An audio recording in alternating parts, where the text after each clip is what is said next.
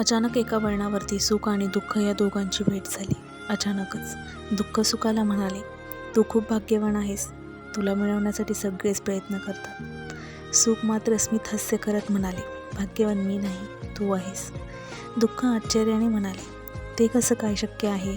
सुखाने प्रामाणिकपणे उत्तर दिले, ते असं की तुला मिळून लोक आपल्या लोकांची आठवण करतात, परंतु मला मिळवून लोक आपल्याच लोकांना विसरतात.